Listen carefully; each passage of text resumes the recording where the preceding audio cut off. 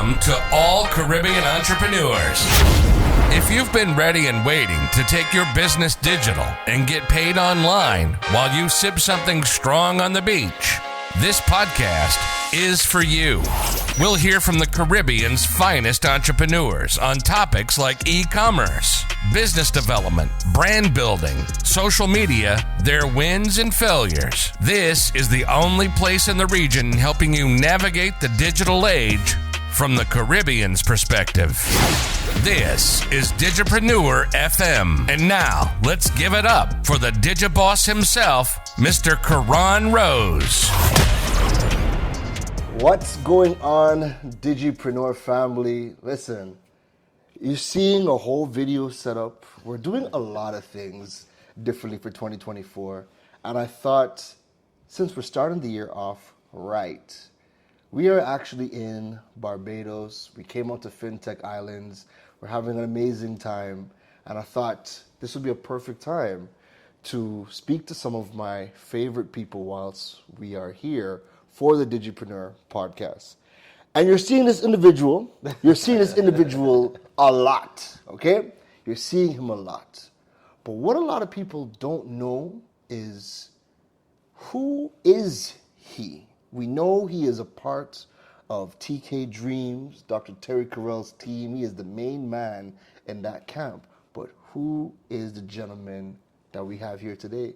And it's crazy because Mr. Alex Sterling has become this person where you might not have ever have seen him or heard of him before, but because of how well he does his job behind the scenes, people no longer say things like, I need to get an assistant. They say things like, I need to get an executive liaison, and not just an executive liaison. I need to get me an Alex. I need to get me an Alex. Yeah. I need to get me an Alex. Where do I find Alexes? Apparently, Alexes are selling in stores now. Yeah, apparently.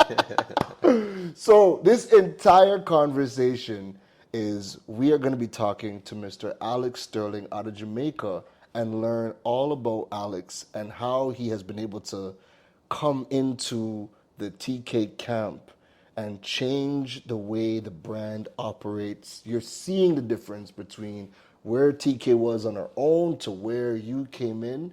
And this thing is moving like a well-oiled machine of 20 people. Wow. Yet, you realize, wait a minute, Alex is a man of many talents. So, thank you for taking the time and problem. Jumping on the Digipreneur podcast. Thanks for having me. I mean, I think this is my first podcast interview or discussion, or That's so dope. We got to get you on redirection.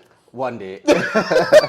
Every time I sit in the chair, everybody comes in just like, wait, is that? I was like, nah, not yet. But one day. But I think you're doing all the right things for you to be on that seat. But on the Digipreneur platform, I like to talk to people who are doing amazing things in the digital space, building their brand. And again, you have acquired some unique set of skills over the years that, again, just changed the way TK operates. So let's get into it for our session. First things first, I want you to talk to me about your professional journey leading up to working with Dr. Terri-Karelle. So this is pre-TK. Oh. This is what you have been doing before you got there. All right. I guess it would have started during university, actually.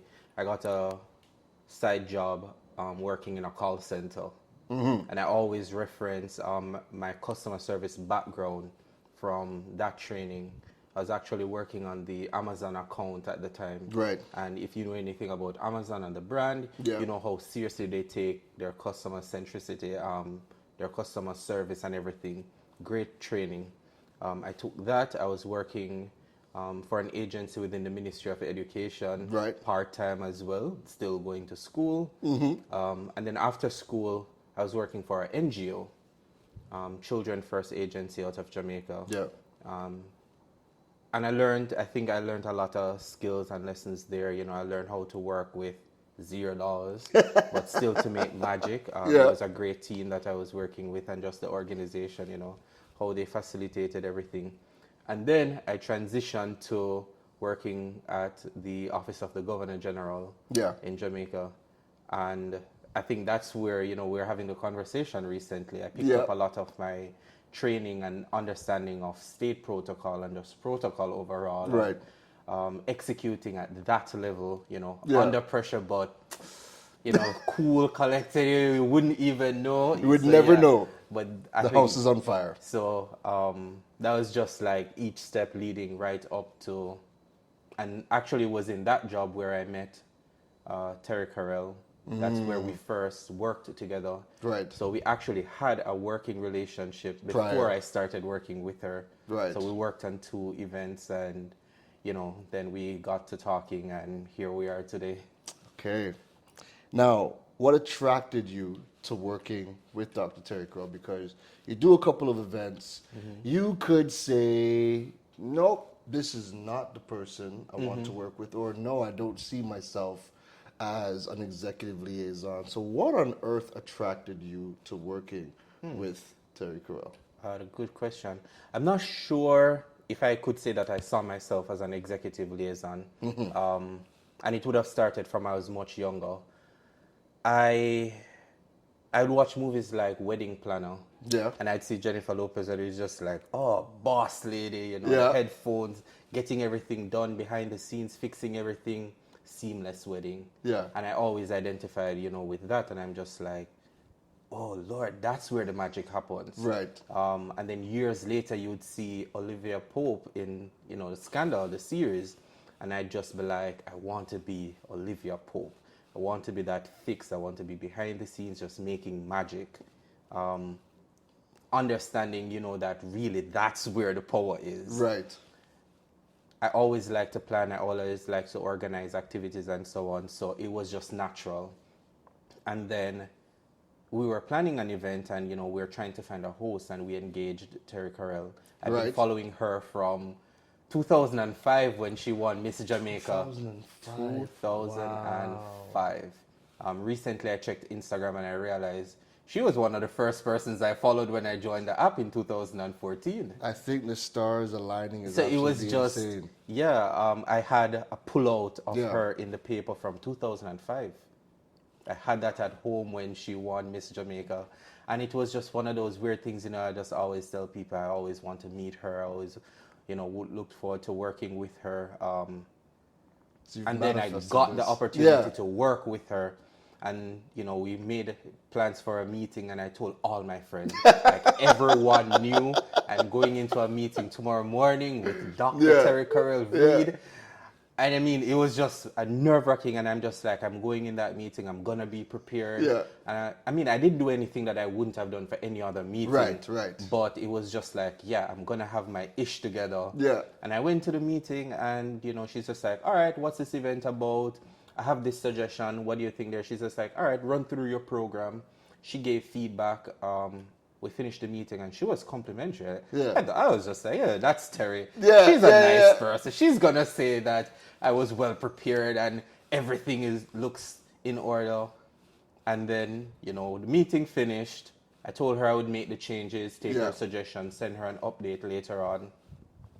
And I started getting texts and calls and my friends were like, wait, you say you had a meeting with Terri? You wouldn't happen to be the one she's talking about in her Instagram stories. I was like, what are you talking about? So I went and checked Instagram and, she was sharing about, I just came out of a client meeting and it's just really lovely to see when people come prepared and when people are doing a job that they love and, they go above and beyond and how they pull together all their skills and, they're not the type of person to say, that's not my job and you're not paying me for that. And just because the meeting, funny enough, because I didn't even remember, we ended up having a conversation as well about my background and the way that I plan and execute my events because of the different skills that I've developed over the years coming into this job. Wow. And so for me, it was, you didn't hire me as a web developer or a web designer, but we have a website, and if something needs to be changed, instead of waiting 2 weeks for the company that manages the website to change it, I actually taught myself how to design websites. So Right. I know the back end, and I'm gonna go in and make the change, and it's nothing. Listen. So all of that just kind of led to a wow. But then it's really the way how she showed up. Right. It was like watching magic. You know, it was months of planning and preparing for this event, and just watching how she came in. I know after I briefed her and I gave her the information, and it literally is like she took the idea out of my head and she just made it beautiful. And I stood there watching her just in awe of, I don't know, like in my head, I'm like, I see it in my head. Yes. I just don't know how you were able to do it just as I imagined. And it was a beautiful execution. Months later, we engaged her again. And as usual, she was complimentary. You know, she tells me, you're great at what you do, and, you know, you should do this. And she's just like, you know, I've worked with a lot of people, and she's just like, I really like how you manage this, and I like how you do that. And she's like, you might want to get support in this area. And Wow. And so for me, it was just, it was life-changing. Wow. It was just life-changing. I think what's crazy is the fact that you have been watching her for so long. Yeah. And your entire journey has allowed you to pick up skill sets that I don't think even she knew she needed. Correct. You knew you wanted to work with her, but in no way, shape, or form could you have ever known the capacity Not really. that would look like. No. And the fact that you guys have come together at the time that you guys did, where she is she, you are you, and you have your skills, and they complement her to the T. And what she's able to do with you, it works. And I think the crazy thing about it is that everybody sees it. Like, everybody is in tune with how in tune you guys are. And the way your mind works, I mean, we're gonna dive more into it, but just even seeing you in action, right? Like, I've told Terry after, because we met during COVID, so the first time I would have met her in person would have been Jamaica, September 2022. That would what we would have done. We paid together. Correct. I remember main that. stage. I would have been the roving host, and watching you guys work made me realize I don't want to host. I don't want to host because there's so much that goes into it. I would see pieces of it from before, just from a virtual perspective. But you didn't get the full. But then I see you doing what you do to add to everything happening, and I'm like, I don't want to do that. That's a lot of work. So, which leads to my next question. You know, you said that you never saw yourself as an executive liaison, right? And that is still something that's relatively new to a lot of people, right? But in your words, you know, what would you say and how would you describe what an executive liaison is? Oh, wow. Because I'm already thinking government, the highest ranking official walking through, that is the executive. And in some instance, that's what it is. When I approached her, when we started having the conversation, I think when we're trying to figure out, okay, what does this title look like, you know, and I was like, oh, project officer or something like that. And she was like, nah, you know, she's like, she wanted it to be a case where you know that this person is an executive, you know that this person is a manager, you know that this person is in charge. So it's not an assistant, it's not a PA, it's not, you know, it's not a secretary, but it was how do I position this role so that people understand that when they approach you, they need to approach you as someone who is managing in my stead. And so, you know, we're pitching titles and whatever, you know, I think we came up with something liaison and executive something. And it is a weirdest feeling. And, you know, we're researching the roles as we go along. And, you know, I was also sharing with her, like, okay, I think I want to be like a chief of staff. Because a running joke we have is that I call her Madam President. Right. And if you've watched the series Madam President or any one of those diplomatic stuff, you'll understand. So I always say I want to be like the chief of staff to the Madam President. So that's how we kind of had it in mind, and we're just like, chief of staff. I was just like, it's just the two of us. So, chief of staff of who? Of what? So executive liaison came about. Yeah. And I guess to answer the question about, in my words, wow. I'm just going to say the person that manages everything. Like, there is no, that's not my job, apart from what she does. Obviously. Yeah. That's not my job. Yeah. But everything leading up to getting her here, if you try to book her to host your event. Yeah. So you reach out to me, I make all the logistical arrangements. I ensure everything is in order. I ensure I get all the information that she needs from you. Yeah. Because she's also working on other events and stuff in the meantime. And I just arrange everything. And then she shows up, she gets to do her research, she prepares, and she delivers.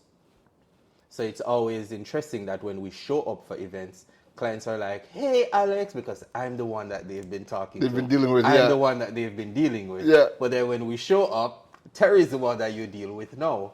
And, we understand how, both our roles work. Yeah. Nobody does each other's job. Yeah. But for us, I really just think executive liaison means anything I'm doing, you're doing. Anywhere I'm going, you're going. And that's just how we make it work. So that's just it. Again, it's a thing of beauty to watch you guys work, because even in this conference alone, right? This is the first conference where we're all away together. Yeah, right? We're all away. We're normally either in Jamaica where you're there, or we come to Trinidad and that's your home. So now we're all away somewhere else. We're all away somewhere else, and we get to spend a week together, right? And we all have different capacities that we're here in. Yeah. So even just sitting down and watching you guys away from the stage, she's not only taking notes to do what she does, but she talks aloud, right? She talks aloud her points a lot, or what she's thinking. And on one side of it, you're like, okay, maybe she's just talking to herself, because you have earpods in your ear. You're on the computer typing 1,000,000 miles a minute, and Terry, X, Y, and Z, And I'm like, wait a minute. She is watching what's happening on the stage. Yeah. She's talking about points. I'm like, Alex's earpods is in his ear, and I'm watching Alex work, and Alex is working. He's responding to emails. He's doing what he has to do. And he is still engaging in conversation about what is happening, not even looking up at the stage. And it's a back and forth. It's almost like a mini meeting of the information that's being given to us on stage. And you guys are deliberating about the information and different things whilst you're still doing your work. Yeah. And I'm like, this is insane. Yeah. It's something that I always share with people when they're just like, your job is great, you get to travel, you get to go to the nicest events, and you dress up, and you're always with Terry. Yeah. And I tell him, all of that is amazing.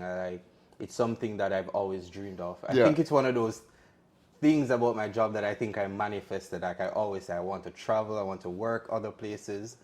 But it's when we're here at the hotel, as you said, we never stop working. Yeah. It's never really downtime. When we're in the conference, the other clients don't really go, oh, Alex and Terry are traveling, we'll wait till next week. No, they're not. They're calling, they're emailing, they're texting. And so I'm trying to handle that because the business continues. Wow. While she's also paying attention to what's happening. As you said, she's sharing her points. Intermittently, I'll look up, I'll take in what's happening because I also enjoy being in the rooms and learning from other industries and all that. Yeah. But then she's also sharing and she's asking questions. She's just like, what time does this panel end?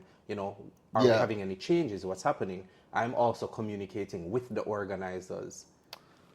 So, it's, the stage manager is saying this, they're saying that. I try also to do WhatsApp on my computer. Right. So I'm not on the computer and on the phone and all of that. But real-time updates, changes to panels, changes to the speaker coming up next. She's making her notes because she has to go on stage again. Right. But then when she's on the stage and changes are happening, I have to have that ready to, relate to her when she gets back. So I wouldn't say that this happened instantly, the first event. No, it looks well. Learning. Yes.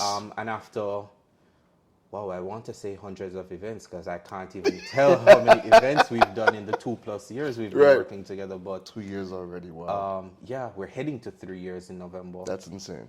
I can't even believe it, even though it really feels like 20 years based on what we've done. But it's just figuring out how each other can support in this moment. As I said, I have other clients, and so even while she's taking notes, I'm asking her questions so that I can get back to the other clients. Wow. I'm also saying, hey, Terry, this client is asking this, that. So we are both on the same page at all times.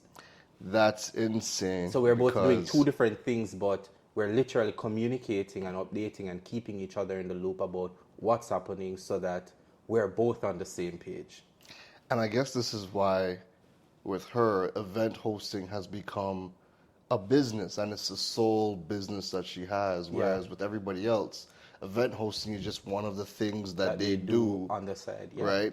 And the level of detail, for the average person just thinks the host shows up. Correct. They just show up. And you start watching how you guys operate. No. Outside, matter of fact, right? And I'll show you this offline when we're finished. But I was seeing another host talk about like what goes into what they do, and I'm looking at it. I'm like, if this is what you have to do, like, this is why Terry's in a league of her own, because Terry's doing your list, right? What you've listed out, but then 100 other things. Yeah. And it's not just a host. You're getting somebody who is a mini researcher because she's adding to the stage. She is also recapping. It's a lot that goes into it from her end, you know. But back to you. You have done work with the Governor General. You've done work with the Jamaica Youth Empowerment, right? Arts and culture. You have done a wide variety of roles. What are some of the skills that you've taken from the programs that you've been in, and how are they helping you today? I always tell people that I think I'm the sum total of all the experiences that I've had, and still building on that. So the Alex you see today, this is not the Alex that started with Terry 2 years ago. Right. I think I've grown. I think I've learned a lot. Yeah. And I implement and I try to also grow as an individual. So I'll say that each role that I had, lessons about operating on a tiny budget, working within an NGO. Yeah. It stretches your creativity. So it's not just a matter of budget is low and that's just it and we're going to do subpar work. It's delivering excellent work with a low budget. Right. And then you realize that, it might have been easier if we had the money. Yeah. But you didn't have the money and you still pull it off. And then you learn new skills as well. So it forces you to learn new skills. Right. I had to learn to build websites. I sat down at home one summer and literally Googled and YouTube and taught myself how to use WordPress to build websites. Graphic design, video editing, audio editing, so much. I never even studied anything in project management. Like, that's ever. Insane. I started working in project management before I went and did a corporate certification. Right. So I was just always doing things. This is something that needs to be done. How is it done? Figuring it out. Right. And then over time, it become a skill. Yeah. And then years later, I'd start working with Terry and I realized the project management, the graphic design, the video editing, all of these things, website design, all of them pulls together, whether I'm doing it or even if we're outsourcing it, but understanding what should be done. Correct. Because it's one thing, I will never know how to do everything or have the time to do all of it. Yeah. But even if we hire somebody to do graphics, it's understanding what should be done. Correct. And so I think that's just how all of it kind of feeds into what I do now. Right. And then while I'm now with her, learning other skills, Right. you know, trying to understudy in a way where not really, Yeah. I tell her I don't want her job, but still learning Yeah. what she does. It just makes you be you better. Just makes me be better, and it also helps me to understand her and how she works. Yeah. We were here the other night and we got into an entire conversation. Let me tell you something, right? We can get into conversations. Listen, every time we link up, our conversations are hilarious. There's jokes, there's a lot to learn, and then there's a part of it that just turns into knowledge sharing and whatnot. And you guys went down a road that I never even thought about with regards to protocols. Was that something you learned as a part of the Governor General's program? Where did you learn all about the protocols of events? Because again, as you said the other night, that is something that people go and study. I'm like, people study this? Yeah, that's a full-time job for some people. Like there's a department. And what is that department called again? Well, in Jamaica, in the Yeah. Prime Minister's office, there's state protocol. State protocol, There's an ambassador right. for state protocol. Ambassador for state protocol. There's a team in the Ministry of Foreign Affairs. Right. There's a protocol officer that works at the Office of the Governor General. Right. And in other diplomatic spaces. But to answer the question, I would say that it became formalized, because it was never really something that was formalized while I was working at the Governor General's office. But it was picking up lessons along the way, actually. Right. From organizing activities at church. Right. And understanding how you introduce the wide array of people, from the pastor coming down, visiting pastor, you know, when to switch up. Right. So it's just those little things. Right. It's just like, oh, our pastor is here, but we have a visiting pastor. Right. You introduce them before you introduce the deacon. And then when I was in community college and I went into student council and we were now organizing activities in the college, it was the principal, the vice principal of this, the vice principal of that. Yeah. This department, that department, you know, this officer. And so just always understanding that there's a structure in place. And before I even really understood that was protocol. Yeah. And then I got into event planning and, you know, okay, I picked up on it each time and, you know, I'd watch the shows and I'd see how they do it. And apparently I was just assimilating. Then I worked at the Office of the Governor General and I was like, okay, so this is like actually a thing. And I was sitting in a general space with the protocol office at the time, and so I'd always ask questions because I'd have to organize activities. Right. I was a project officer for the social arm of the office, and organizing the different activities. You have to invite diplomats, the Governor General is there, you know, and just other stakeholders. Right. Always ensuring that the protocol is right. Right. So I'd always have to run the seating chart through the protocol officer, and when he'd tell me to move certain people, certain places, and I'd be like, but why? Right. So it was always questioning it that made me learn. Right. And then he'd explain, you put this person here because of this, and then one day he's just like, you know what? Learn the table of precedence. And I was like, the what? The what? There is like an actual table of precedence that tells you who ranks above who in all matters in terms of state protocol. You know, I Googled it, I learned it over time, of course. I just didn't remember it. And then each time we do an event, and you know, I could add, and then each time the office does a diplomatic event, I'd see how they do it and how it differs when we do events for the social arm. And then years later, you know, I left after, and then it was just like, oh, okay, that, you know, oh well, I learned that. Won't be of use anymore. Well, boy, was I wrong.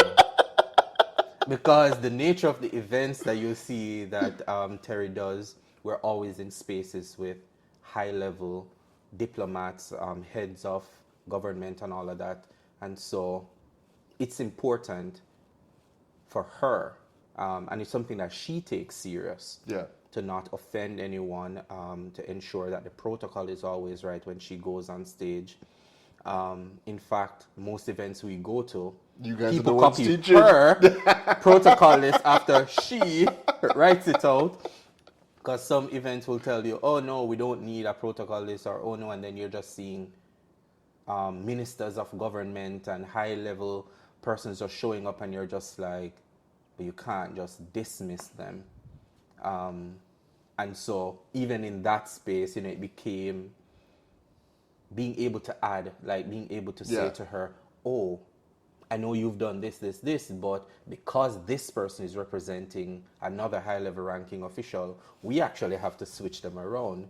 And so it was the knowledge sharing that we both just learned on the job, because she learned on the job. And what's insane to me, like in learning about this after our conversation, is what is the consequence of not getting this right? You risk diplomatic relations. You big. Actually can offend people based on how you do your protocol, because the protocol is not just the greeting. Right. That's just a part of it. Right. And while people might overlook that, it's also a very important part of recognizing persons within the capacity. Right. So persons don't take it personal because of themselves. It's not me, Alex Sterling. Yeah. It's the role and the capacity I'm in. I might be here representing a country. I might be here representing an organization. So it's not me, I want to be the first person called. It's almost like respect. Yeah. Given to countries, organizations, ministries, titles, right, and the roles. So that's really where it comes in. But it's also a matter of where you put people to be seated. Yeah. In the room and all of that. So the protocol is really just all of that. It's how you arrive. For a prime minister, for a governor general, for a minister, it's how you receive them when they arrive. So the protocol extends to more than just, we'd like to welcome the prime minister, we'd like to welcome Karen Rose and Alex Sterling, and so it's more than just that. It extends beyond that. And I think that's critical, because when you're now thinking about the types of events and the opportunities that you guys get, correct, the reality is there's not many people you can put in that space, correct, or risk a whole lot of diplomatic problems. Yeah. But that's also why Terry is one of the only hosts that either we know of or we can think of who has an Alex. Right? So, I mean, it's crazy how your backgrounds have all just kind of cross-connected when they did. So, walk us through, what does a typical day in your life look like? Because we see a lot of Terry, right? We see a lot of bits and pieces of Terry, but you are the fixer. You're in the background. You're getting things done. What does a typical day with you look like? Boy, I don't even know how to answer that question, because no 2 days are the same. No 2 days are the same. Literally. You wake We've up. Been working together. That's the only consistent. Listen, I wake up. My friends will ask me, "Oh, what are you doing today?" And I'm like, "I have work today." And they're just like, "Yeah, but what are you doing for work today?" And I say, "Hey, check me at the end of the day, and I'll be able to tell you." If we don't have an event or a client meeting schedule, it's just open for anything. We could end up anywhere. We could end up doing anything. So I'm just always prepared for, it's going to be an interesting day. And whether or not we are in our mobile office, Scarlett, right, for the entire day doing work, things are just always happening. Yeah. So I think I wake up with the mindset of, today's going to be flexible. We're going to do the job that we have to do, that I don't know what it is yet. But no 2 days are the same. On a given event day, wake up, we're early, because Terry's always early for her events. Yeah. So I'm just because you gotta scout the escape routes. I'll just say that's part of my Secret Service duties. But no, we get there early because if there are any changes or anything on the program, she wants to know ahead of time so we can be seated, ready. Even if the start time is running late, we're always there early, seated, ready to go.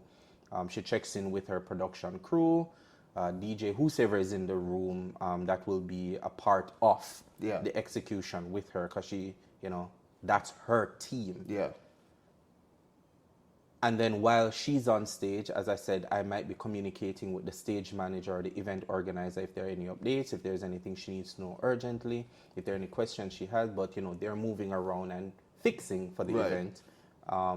So, I just assist in that capacity, but really I'm there with her because the business is still running. Has to run. Oh, it's 9 to 5. Clients will call. So whenever we travel, my work phone is always on roaming. Because I promise you, they will call. And every time I do it, and I'm like, do we need to do roaming? As soon as we land, there's a call. And we always just laugh at it. They will be emailing because other things are coming up. But in this event right now, this is what she's focusing on. But there's an event tomorrow. There's an event the next day. And they want her bio, or maybe they want something, or there's a change on the program that they want to communicate with her. And she's on stage. But she's on stage. So how do you communicate that? So I talk to the clients. Okay, I'll make this update. Do you need some additional information? Yeah.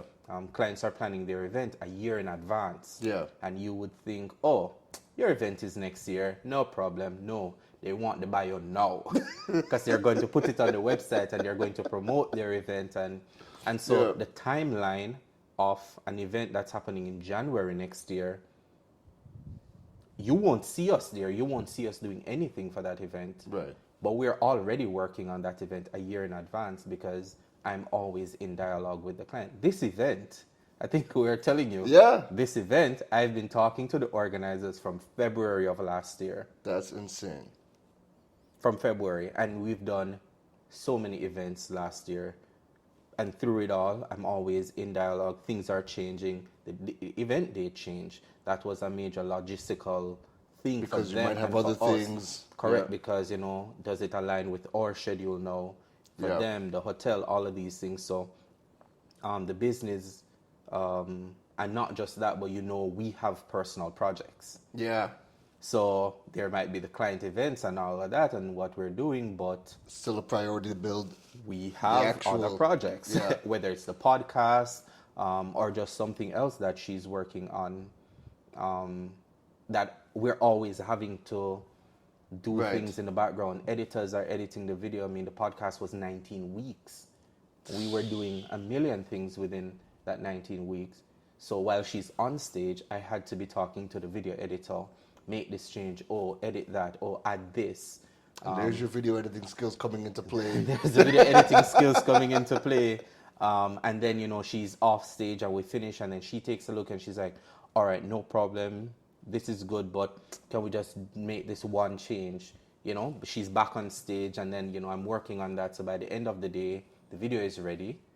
The video can go out, but she wouldn't have been able to do that while she's on stage. Like, that would have just had to wait until the end of the day. So it's just a number of those things, you think about in the background that you're just like, oh, yeah, man, we see you on stage every day and we see you doing events and whatever. It's just like, but how is the podcast happening? And she is the producer. She's the executive director of the podcast. So she's very involved and it's her vision that we're executing. Yeah.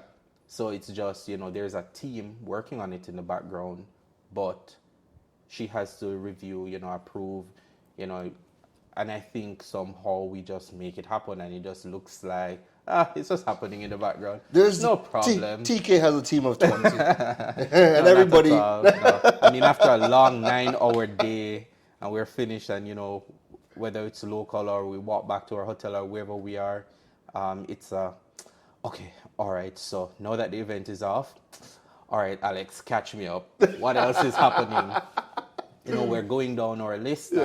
We're up until midnight, 1 a.m. going through. Then she has to prepare for the next day. Which leads me to my next question, right?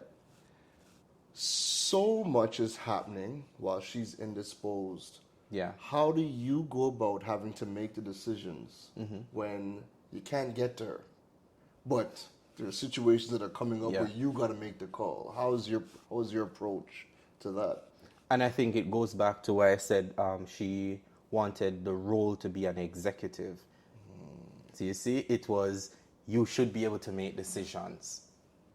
And so I'm literally making decisions. You're empowered to make the decisions. I'm empowered to make decisions. And there are times when, I'll bring things to her and she's just like, no, handle it. But it's also understanding her, understanding the business, understanding the brand of whatever project we're working on, but also her brand. Yeah. And so over time, I can predict what her response is going to be. A certain client might reach out about an event or something, and I ask certain questions, and I can say to them, no, this is not something that, she would participate in at this time. Right. Whether it's negotiating budget, I'm empowered to do that. Yeah. Unless it's something special that I'm like, okay, let's discuss this and figure out what that budget might be. In terms of rates and talking to clients and all of that, she's just like, no, handle that. Yeah. Because we've had the discussion. Yeah. And I think that comes from months, years, days, but we always communicate. Right. And so we're always on the same page. And so even if I have to make a decision while she's indisposed, as soon as she's back on the grid, it's a, hey, Terry, so this happened. This is what I did. This is it. And then she'll just be like, all right, cool. Thanks for letting me know. If there's something that needs to be changed, unless it can't be changed. Yeah. But rarely it's anything that, if it's something that I can have weight, that I think that her input is necessary, then I'll say it just has to wait. Yeah. I mean, she's indisposed, it just has to wait. Yeah. If it's not, then, I'll make the decision, we'll stand by it. She always supports my decisions. So that's also another thing. It's never you made the wrong decision or anything, but it's also, so it's a delicate balance of understanding, the extent to which I should make this decision without overstepping. Yeah. But also understanding that, there's leeway when she's not available. I think we've heard a lot that allows me now to tell the world what I call him. Watching these two work, watching them talk, I remind everybody that even though Iron Man was a genius on his own and he's the one out fighting crime, guess what? He's in the lab, there was Jarvis. Yep. Jarvis, do X, Y, and Z, and Jarvis is right there executing every single thing to make Iron Man even better. He, to me, Alex is the Jarvis to the Terry Iron Man.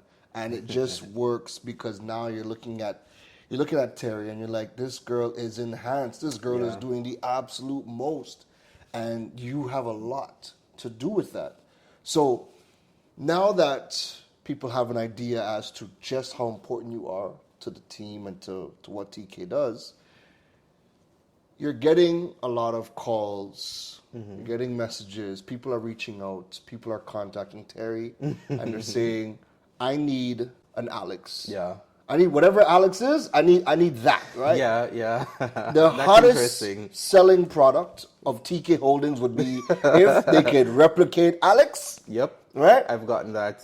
If they could replicate and sell Alex, they don't have to host no more. They don't have to host no more. Well, right? if we could replicate TK, listen, imagine that. Imagine if we could replicate her. Yeah. But it's interesting that you said that because someone even called me one day and they're just like, I need an Alex. And they were just like, not an assistant, not a liaison. I need Alex. An Alex. And I was just like, yeah, but what do you need? Because, I understand what I do. Yeah. I understand how Terry and I operate. But it always it's like mind-blowing when people are just like, but I need an Alex. And then in my mind, I'm like, yeah, but what exactly do you need? What is your problem? What do you need help with? What do you need help with? And the reason I say that is because I also still don't think people understand the extent to which I'm empowered to do certain things, the extent to which and how Terry and I operate, how we communicate. just how we operate, how things run. They're always thinking that, okay, maybe he's just the assistant. So some people think, oh, he's the assistant. Some people think I'm the content creator. Some people think I'm the social media manager. And so when people ask me and they're just like, oh, are you the assistant? Yes. Are you the manager? Yeah. Are you the agent? I got that one the other day and I'm like, yeah. And I'm just like, at the end of the day, I'm anything you think I am. Yes. Yes. Because honestly, it's just the two of us. So whatever you think it is. Yes. Yes. But you know what's funny is that people are saying, I need an Alex because they see the outcome. Yeah. What they don't understand and what you're breaking down for us today Correct. is that you could only be you because of the leader that Terri is. Correct. And how many of the main people are willing to empower Correct. the number two to do everything that you do? And we have the conversation jokingly all the time, when people come to me all over, because it's not just back home in Jamaica, it's when we travel, it's in Trinidad, it's in Miami, wherever we go, people are just like, oh, I need an Alex. And, it's really just I wonder if the environment that they would facilitate, the working environment, just everything, just how they would be as a leader, as a boss, as the employer, if that environment would facilitate me being Alex. And the answer is 95% is no. No. So I always tell Terri, I'm just like, you're stuck with me because people approach me, wanting to hire me, people also tell her, right in front of her, they're just like, oh, we're going to steal Alex from you. All the time. Good luck. All the time. People also try to apply for my job right in front of me, so that's also a good one. But I always tell her that apart from Beyonce, it's going to be very, very hard for anybody to convince me to leave, if not near impossible. You could just drop $1 million. For me, it's going to go back to, am I going to be empowered to be me? Yeah. And, it's the way... Because you're happy. I am. You can see it. I am. You can, and you know what's funny is you can always tell when people are happy doing what they're doing. You can see it. And even before we started. Yeah. Just seeing my phone light up and I'm seeing I'm tagged in something, and it's you taking drinks. Right? Exactly. The fact that you have that camaraderie, right? She understands you. She empowers you. She knows that it doesn't, like, when it's work, it's work, and when it's play, it's play. Correct. And you guys spend so much time together, right? It's just amazing to see all of it come to play. But for the people who want an Alex, right? What would you say are some of the key skills that someone who is an executive liaison, what are some of the key skills that person should come with? Given the fact that we are in this crazy world that we are in right now, we're in this digital world. This is not just about replying to emails and booking trips. Right? What are some of the key skills that somebody should probably, if you're not thinking about it, these are some of the skills that you should probably have as a baseline? One, I think it would, well, I don't even know how this becomes a skill to be discerning, because a lot of the things you might see me do and how we operate and why we function the way we do, sometimes even without talking, and why I can even anticipate something that she'll need while she's on stage, is paying attention and just understanding what's happening around you. Yeah. So there's more than just this is my job, this is what I'm focused on, this is the task at hand, but it's just taking in everything that's happening around you and being flexible. Yeah. If you need to be the assistant today, you're the assistant today. Yeah. If you need to carry the handbag today, thankfully Terri doesn't use handbags. And the bags are always nice. The bags are always nice. I don't have a problem carrying the brochure if I need to in that moment. But I think for me, it's being flexible knowing that your role today might change depending on the task at hand.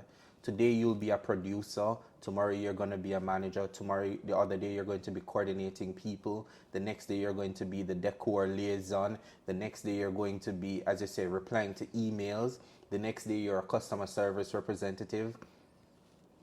But it's just understanding that all of that plays a role in managing the person that you're working for. Yeah. Managing their schedule, managing everything for them, but it's also understanding and taking the opportunity to understand who you're working with. And I think that goes both ways, actually, both for the employer, both for the employee. It's being productive. Yeah. I tell my friends all the time that I love work from home days, because I'll wake up in the morning, I'll reply to my emails, take the calls, schedule the meetings, not scheduling any for midday, because after lunch I'm going to take a nap, whether it's an hour or two. And if Terry calls me in the middle of the day and she doesn't get me, you know, when I call back, she's like, oh, midday nap. We joke about it and we move on, because, you know, that's something that we literally know that I'm going to do. I love work from home days. But it's just being productive. I know if I'm going to take that midday nap, that I need to get on the work from early in the morning. And then when I get up, because someday that 1 hour nap turns into 4. Yes. And when I wake up, it's 5 o'clock. The days, but I can't in that moment say, oh, well, the day is done and I'll pick up tomorrow morning. No. I'm going to get on my computer right then and there. I'm going to reply to the emails that came in. I'm going to update stuff. I'm going to do what I had to do. So it's flexibility in terms of time. Sometimes work starts at 6 in the morning. You have to leave home from 5, which means you have to be awake from like 3:30 to be ready. Sometimes the event is 7 p.m. at night. That's going up till midnight. But it's not a, work is 9 to 5. I don't have a 9 to 5. In fact, we just consider that our work time is 24 hours a day. Because it is. What we have to schedule is the downtime, not the work. Downtime is really the 9 to 5. That's what it's just like, you know, we have to try to structure, but it's just understanding that, it's a flexible environment we're in, and we just both have to work like that, and I get that. So being productive, keeping a task list. I'm always making a million lists. I have lists on my phone. My notes app have like a million lists, a million follow-ups, you know, making note of everything. I have notepads. I have just always trying to keep track of what needs to be done, because I will forget things. Things will slip through. It's being honest about shortfalls, being proactive about follow-ups and all of that. It's taking initiative. So sometimes, you know, I realize that, okay, Terry's going to want the program for this event, you know. Do I sit and wait for the client to send it? Do I wait for her to ask me before I follow up, or do I just get it? And so it's just like, hey, did we get a program for? Oh, yeah, here it is. And it's just like, oh, thank you. You know, I was anticipating it. Why should I sit and wait for you to ask because you haven't? So no, it's less of a, I'm going to ask you to go get it, and more of a, I know you've gotten it, so can you send it to me, kind of a thing. So it's understanding that you have to take initiative. You have to give feedback. There's always area to add value. She comes with great ideas all the time. And even then I can say, oh, would you consider this? Not all the time will it be possible. Not all the time will it be the right suggestion. But then there are some moments where she's like, never thought of that. Let's incorporate it. And then I was just like, oh, wow, look at my idea, you know, becoming part of what is included. But it's just understanding that there's always room to add more. And I think you've also become a great soundboard. Because now she could throw out those crazy ideas. And you could say, sounds crazy. Sounds crazy, but can be done. Or hey, this is how it can be done, and this is how we can do it. Exactly. So that even in itself is, I think, a really good skill as well, because you have a lot of people who are assistants, and they just do as they're told, or they do what is on the, and it can't be that soundboard. Yeah, I would have nothing to do if I was just do as I told. I would have nothing to do. In fact, most days that we wake up, I'm the one with the task list. Yeah. I'm the one with the, okay, Terry, so we need to do this, we need to do that, we need to do that. So if I was expecting it in reverse, we wouldn't, I mean, she would. Yeah. If, you know, it was that kind of dynamic. But as it is right now, Yeah. if I was waking up every day and expecting a to-do list or an email with a list of things to be done, I'd have nothing to do. That's funny. What would you say has been the best part of this journey for you so far? And how have you grown since you have started? Because you have been, it's insane coming from, you're driving through your hometown the other day, seeing where you've come from. Yeah. And now seeing you in the spaces that you were in, wherever in the world it might be, you know. So talk to me about that. Okay, I'm going to try to do it both on the personal and the professional front. Yeah. I think from a professional level, it's the rooms, the spaces, the people that I get to interact with, and not just being in the room, because that was one thing for me. It was like, wow, this event is amazing. You know, I'm here, I get to learn, I get to see and all of that. But it's the in conversation, you know, I'm standing there with her and some high level person might come up to her and it's just like, oh, hi, I'm John Doe. And she's like, oh, nice to meet you, Terri-Karelle. And this is Alex Sterling. And that, like, in that moment, I think the first time it happened, I was caught off guard. Like, I was so shocked because I was like, what? Because that doesn't usually happen. Yeah. You know, the assistant, the manager, the whosoever is, they're just there. Yeah. I'm the person, so you're going to talk to me. But it's that consideration of just being involved, being part of. Right. That I felt like it was the opportunities that came from being in the spaces with her, meeting new people. And it's something she said when I started working with her, but I guess I didn't understand what she meant in that moment, where she said, I want this to be mutually beneficial. Yeah. I'm not hiring you just to make me grow. Yeah. It's about you growing as well. So, you know, to that I'll say thanks, TK. But it's been professional growth, one after the other. It's developing new skills. It's always being pushed to try, even when I'm nervous, even when I don't want to do it. It's, you know, try. Yeah. You know, I use her as a soundboard in moments of doubt as well, and she's open to sharing. Yeah. So I learn Yeah. from her, and then I can try and, you know, evaluate and try again. Yeah. And then personally, it's also growth, but it's, I guess I'd say, for my personal brand. And I think one of the biggest things to come out of that was that I was invited to my alma mater in November to be the guest speaker. That's big. And when I got the email, I was like, what? I was like, absolutely not. And she was just like, You said no. Oh, no. I was going to say no. And she was just like, she's like, what? She's like, you can't say no. In fact, you say no, don't come to work. You know, and she was just she's just like, all right, that's the date. Cool. I'm not accepting any jobs. I'm going to be there. And I was like, but I'm not inviting you. And she's just like, I'll call the school. I'll be like, hi, this is... And she's like, I guarantee I'm going to get an invitation.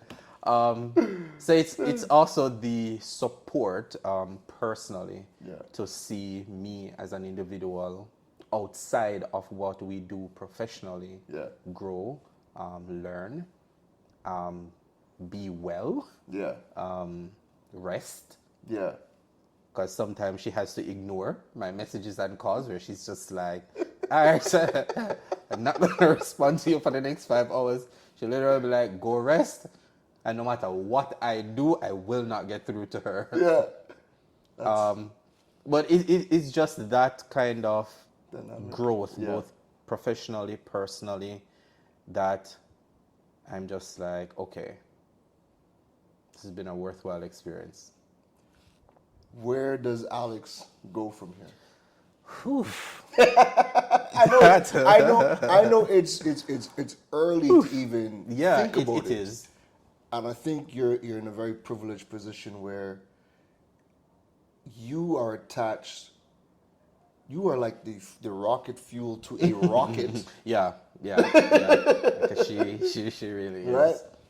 And as far as she's going, and she's bringing you right there with you, you know. But what does Alex 3.0 look like? I don't I don't know yet, but what I can say is that with all the things that I've been learning, I guess I can say that I've reevaluated what I would have considered my goals for 30, 40, 50. The trajectory I thought I wanted, some of that has changed. I'm being more intentional now in terms of writing down those goals, creating a roadmap, working towards them. And I think the one that I'll talk about for now, since we're here, and I guess this would be the first space that I'm sharing it publicly, is that I'm launching a speaker management agency. And the aim is to amplify Caribbean voices on the global stage. Right. I think we have great talent here in the Caribbean. Absolutely. Great talent. And it's always interesting going to events overseas and even locally, and you realize, why don't we have more of our people represented in these spaces? Speaking on that panel, speaking about this subject matter. And so I think if I can start small, with a core group of speakers, that I can probably inject the Caribbean voice and hopefully just kind of elevate what that looks like within the region and internationally. And that's key, because you guys are in spaces that nobody even knows some of these spaces exist. Yeah. Right? You guys are in spaces with people that I don't even know how you would get into those spaces. And the fact that you have, and even in the limited spaces that I see it, because we live in different countries. Yeah. But seeing some of the people just walk up and be like, "Hey, Terry, we need you. Here's a date. Think, think it over, Alex." And then they walk off and like, "Oh yeah, that was the head of X, Y, and Z." And you're like, what? Correct. Out of the blue, it's just really amazing to see. So with what you're trying to do, with the rooms you have access to, the people you're in contact with, you've seen a gap where you can definitely interject yourself and start something that is going to fix a big need, which is always good when you're starting a business. And I think you're the perfect person to do it, because you have the mind to plan it and pitch it. Okay, thank you. I could see it happening. I know, again, as you said, I'm like, it just makes sense. Thank you. It just absolutely makes sense. It came to me and I was just like, working on it for a couple months now, actually. And I said, I think it's time. I'm going to give you my last question. To this point, going on 3 years, November. Yeah. What has been the most memorable moment? If we have a defining moment, what has been that most memorable moment to this point? Wow. So many. Getting the visa? So many. There's that. There's that. Traveling to the US for the first time. Crazy. Attending the International News Media Crazy. Awards. Boy, I don't know. I could be here all day, but I think I'm just going to pull for a personal one. Actually, no, not even a personal one. I'll use one of the professional one, which I think was just one of those things that we kind of looked back and we're just like, I don't even know how we did that. Where we recorded 19 episodes of the Redirection with Terri-Karelle podcast in 3 days. I don't know how y'all did it. 3 days. And 19 episodes, and those episodes are roughly 45 minutes to an hour in length. yeah, all of them. 19 episodes. In 19 episodes in 3 days. It was the logistics, just everything around getting that done. But also in the middle of that, which I shared earlier, there were client meetings. There were events happening within that time. We finished the podcast in Kingston. We drive to Montego Bay for a 3-day event. We finished the 3-day event. We drove back to Kingston the same night of the 3rd day to go into a rehearsal for an event the next morning. We got home. You came for that event. What was that? That was the small business. Not January. No, that Jamaica, was in June. AC yes. Hotel. Yes. AC Hotel, yes. So we were just coming out of podcast 3-day conference.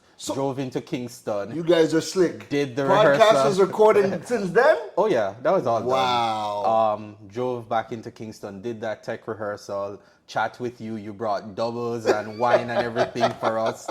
And then we finished that event the next day and flew out the next morning for 10 days between Puerto Rico, Grenada. We're here in Barbados for a day, I think. And then by the time we got back to Jamaica, it was like, all right, here's episode 1 of the podcast. Wow. That 2-3 weeks just seemed like a dream. Like even when we talk about it, both of us, we were there. Yeah. It still feels like a dream. It was like, we don't know how, as a team of 2, we were able to coordinate all of that and pull it off somewhat seamlessly. It looks and seamless. Still travel, still deliver for clients, didn't shortchange anybody. Still have personal lives. Still have personal lives, because I think Naima was doing exams at the time. So it was just one of those, after we finished and we looked back and we were like, how on God's earth did we do that? But it was rewarding on so many levels. I have one last question. As you say that, seeing season 3, knowing what you guys went through, getting the first episode out, now it's finished. You guys have all the episodes out, plus the bonus episode with Dr. Bailey. What, for you, has it been like seeing the reaction of the people, the reception of Redirection season 3 with you fully season involved? 2. Sorry, season 2. Yeah. Season 2. Yeah. What has been what has it felt like for you just seeing the reception of the product? So when I was preparing for it, I knew each guest that Terri selected, because as you know, she selects her guests. Yeah. There are persons who might approach us and whatever, but she selects her guests. Each person that's on the podcast is a story that she wanted to be told. Right. But not knowing the full story, as you know, everything is unfolding as they're having the conversation. But it was being there in the room, hearing the stories. Great individuals, great stories. Each one of them evoke different emotions. The production team and everybody just being drawn into and seeing Terri being Terri and just creating magic on camera. But after the episodes were being rolled out and seeing how each one spoke to a different audience, a different person, each person who would reach out via email. There are some beautiful emails, some comments, some WhatsApp messages, some DMs that really just made you stop and breathe and just like, wow. Some persons would share that this episode saved their life. This episode stopped them from doing something they were thinking of. This episode motivated them to do this. This episode motivated them to apply and go for something they wanted them to go. but it was the impact, just seeing how every episode related differently for different communities, for different people, and understanding that even, it was a passion project. Yeah. And it's something we wanted to do, and it's something we wanted to share, but it's now the reception that just made it all worth it and just made it a magical thing. Wow. Yeah. I will never forget. I'll never forget. 2020, me and Terry working together. Yeah. And the more we spoke, conversations would we'd start working at like 7 o'clock, and we would finish at 3 o'clock. Yeah. And while now she could laugh and joke about my eyes, because she seen me sleeping on myself many a time. As I start to fall asleep on myself, and I'm like, all right, she's like, you're sleeping, go to bed. And I'm like, all right, bet. You have your 3 items to do. And Terry would message at like 6 o'clock in the morning. I'm waking up at 8, and she would be like, hey, I know you said do these 3 things. But I did. But I did 10. Yep. I watched YouTube, I haven't slept, I've been, and I remember telling her, you need a podcast. The way you put together your content, the writing is good, but the podcast will do amazing. Never in my life. I mean, seeing it, I don't expect anything differently. Yeah. But you just never know. I had no idea of how big this was going to be. I'm not surprised because the work that you both have been putting into it, again, I know you guys, so I know the work you guys do, what you guys put together. Yes, that is Alex and Terry right there. This is what you guys do. Gotcha. But, I'm so happy that redirection has happened. I remember our conversation about when we were talking podcast. What makes a good podcast is finding that angle. Yeah. When she sent me the trailer for Redirection season 1 as just a voice clip, I was like, that angle is genius. Correct. And now seeing that angle at play with every single story, it needs to be on TV. It's why everybody can come up and be like, this is the next Oprah. Yeah. And the fact that you are the rocket fuel to the rockets to the Oprah, the fact that you are the Jarvis to the Iron Man, there is a lot more in store for you. Thank you. In fact, I even added that to my bio. I know I jokingly said it to you when you said it to me the first time, but I added it to my bio, so no. When people ask me for my bio, the last line reads, Alex Sterling is the Terri-Karelle, Jarvis is the Iron Man. I'm like, yeah, it summarizes it. They get it. You get it. You're like, yeah. Got it. Makes sense. Alex, this is actually dope because this is my first video interview no, dead serious. Digipreneur has always been predominantly my solo space, but then when we did have interviews, it was always a virtual, right? Or even when I would do particular interviews on Digital World on the radio program, the interviews might have been so good, I'm like, nah, I'm taking this, and we're going to bring it over here. But to be in Barbados, to be sitting down doing an interview is really good. But I also look at it, I also can step back and be like, yo, we have come from different places. We've built up the skill sets that have now put us at a place like a FinTech Islands to be here at one of the biggest events in the Caribbean, especially when it comes to business and financial technology. And we are here in the lovely Sam Lloyd's Castle to even do this interview. So again, I think all roads intersecting the way it has is amazing. And bro, thank you. Thanks for having me. Continue being you. I'll try. And when I stop being the Digiboss solopreneur, I'm gonna need me an Alex too. I'm gonna start trying to figure out how to duplicate. So maybe by then. Lovely, folks. That is our first video interview for the Digipreneur podcast. Check it out on YouTube. Don't forget to like and subscribe. Most importantly, this is going to be uploaded to the audio podcast. So for those listening in on Apple Podcasts, Spotify, Google Podcasts, any one of the platforms you get your podcasts on, go and listen to the episode. Share it because you're going to need you and Alex at some point, right? At some point. So now you know what to look for because now you know more about Alex Sterling. Thanks again. Thanks, Evan. All right. You've been listening to the Digiboss, Karan Rose.